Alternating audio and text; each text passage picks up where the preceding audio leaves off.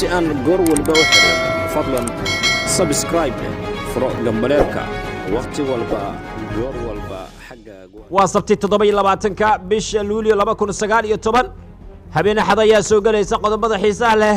barnaamijka caawa aan idinkugu soo gudbin doonaa haddii allah awoodo leh qadaro waxaa ka mid noqon doona qaran oo loo sameeyey madaxweynihii Tunisia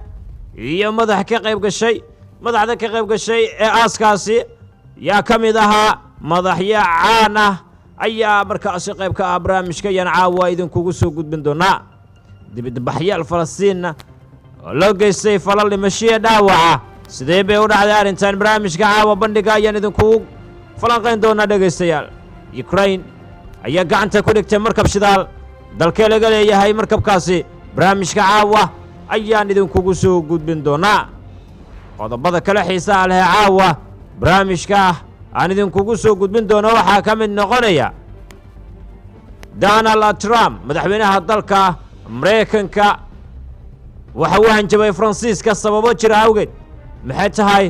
maxaase Faransiisku ayagana la gudboon hanjabaada ku aadan in Donald Trump uu habado marsiyo barnaamijka caawa ayuu qayb ka yahay Mareykanka iyo UK waxay ka wada shaqeynayeen heshiis aad u muhiim ah hadalkaasi waxa yirmid ka mid ah madaxda caalamka ugu magac dheer waa kuma qofkaasi barnaamijka caawa ayaan dhageystayaal idinkugu soo gudbin doonaa maxkamadda ugu sareysa Mareykanka waxay ogolaatay in la dhiso derbiga Mexico haddaba sheekadani goorma ayay soo bilaabatay maxaase imikani ku soo beegeen maxkamaddu ay ogolaato barnaamijka caawa ayaan idinkugu soo gudbin doonaa haddii allah awoodo leh laga helo qodobadaasi qodobo kale xiiso leh oo ka mid yahay Sacuudiga oo fiisiyaashii u diiday xujayda reer Congo sababahana waan kugu soo gudbin doonaa ee barnaamijka caawa bandhiga caalamka ayadna ku dhageysan doontaan sidoo kale gantaaladani waxay digniin u yihiin dagaal oogayaasha waxaa sidaasi dhahay Kim Jong-un yeeso ka socota barnaamijka caawa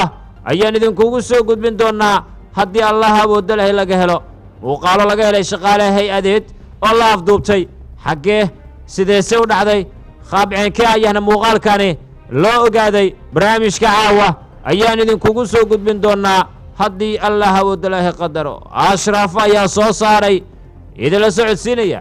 ciise isbiid dhanka farsamada ayuu hagayaa waana mar kale barnaamijka bandhiga caalamka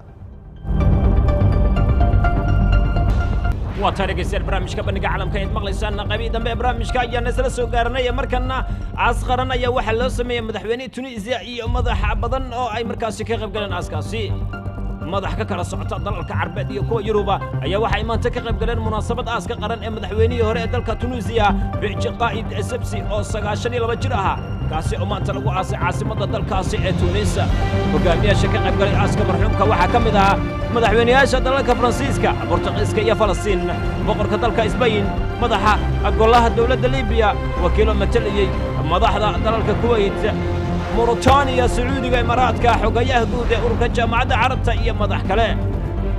saraakiil military ayaa xambaarsanaa naxashka meydka oo lagu duubay calanka dalka Tunisia ee casaanka ah ee bisha iyo xidibta afartanka kaga yaalaan dhinaca kale dadweyne far badan ayaa tiraanyo ka muuqata waxay safnaayeen wadooyinka muhiimka ee magaalada Tunis halkaas oo la soo marsiyay gaadiidka wadameedkiisa iyo kuwii ay la socdeen madaxda caalamka iyo madaxda dalkaasi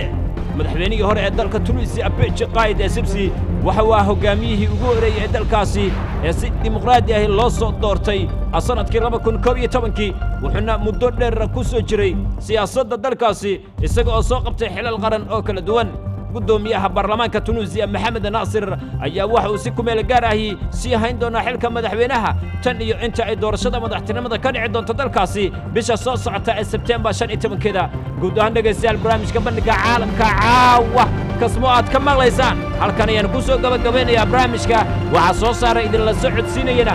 Ashraf Abdul Basit Macallim Xasan saaxiibkay Ciise Maxamed Maxamuud Ciise Isbiid farsamada ayuu ii hagayay intaana barnaamijkan midlacana ku kulmi doono waxaan idin kaga tagayaa sidaas iyo amaana rabbi